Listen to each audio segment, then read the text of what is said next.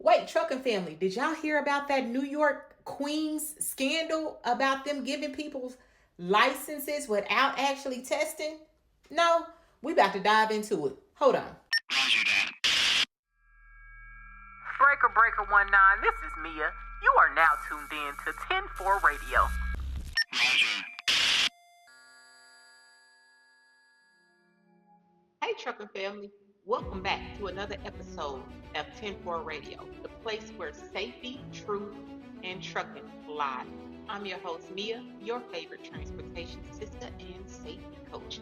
Today, we're diving into a story that should stop every driver in their tracks. So, let me give y'all just a quick rundown.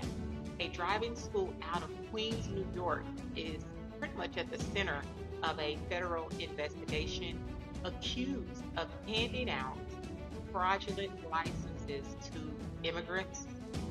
No road tests, no English proficiency, just cash under the table and a corrupt connection at the DMV.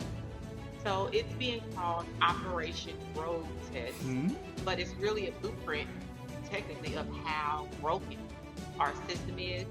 So today, on this podcast, on 10-4 Radio, we're unpacking what happened, who's responsible, and why you should care, even if you're 100 miles away from Queens. Here's the breakdown.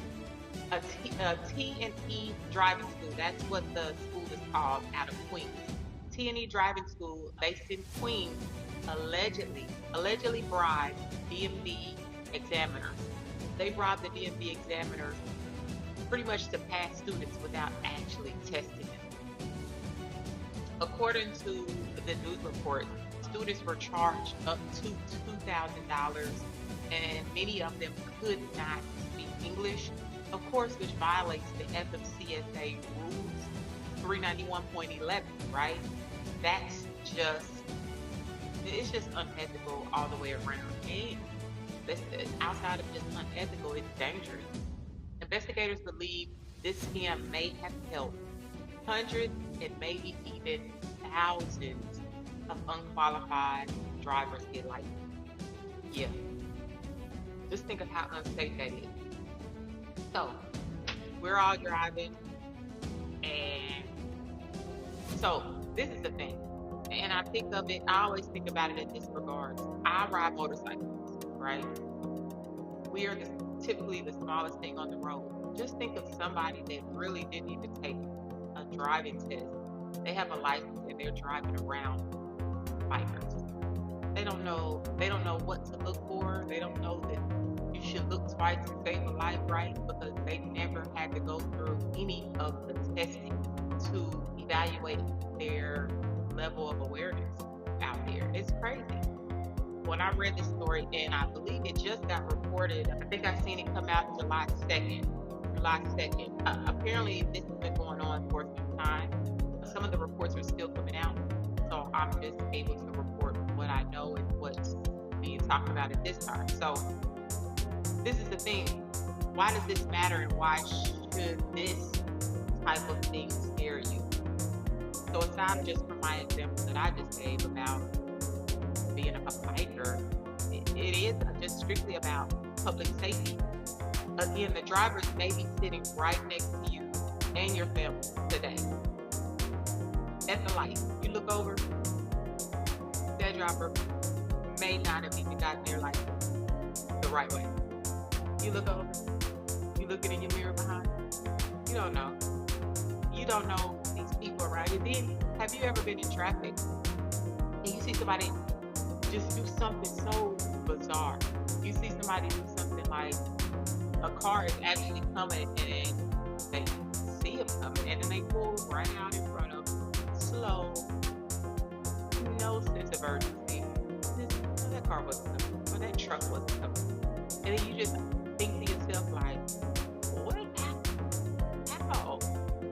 Those may be the people that didn't, they don't know no better. That's scary. Yeah. Also, the DMV corruption part, this would run deep. These examiners were paid to look the other way. And this is the thing, if it happened in Queens, It could be happening in your city as well. Now, I'm a state examiner as well, but I'm on the CDL side. So this is why I wanted to report because although this is talking about just regular driver's license, this could most definitely tie into the CDL arena as well. Now, that's adding a whole another aspect of safety.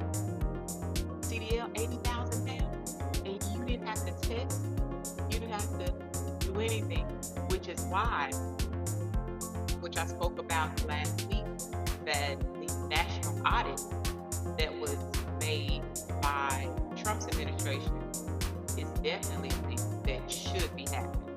So I'm looking forward to how the national audit unfolds personally. If it's happening in Queens and it ran this long and thousands of people were licensed, we know it has to be happening in other cities. It's going to go deeper. They're going to find a lot more corruption. Also, another area of why this should scare you is because I believe they said that they were targeting immigrants for this. Some say the schools preyed on the immigrants. Others say they willingly paid to cheat the system.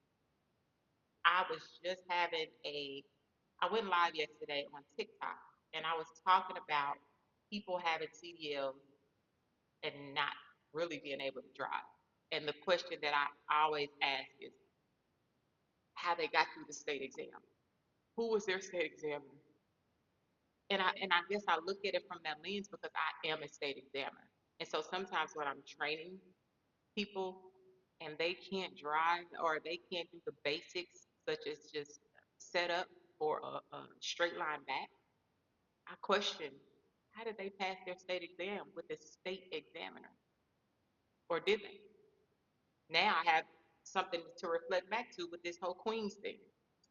I just feel like this uncovering of this corruption in Queens, we need to take this personal.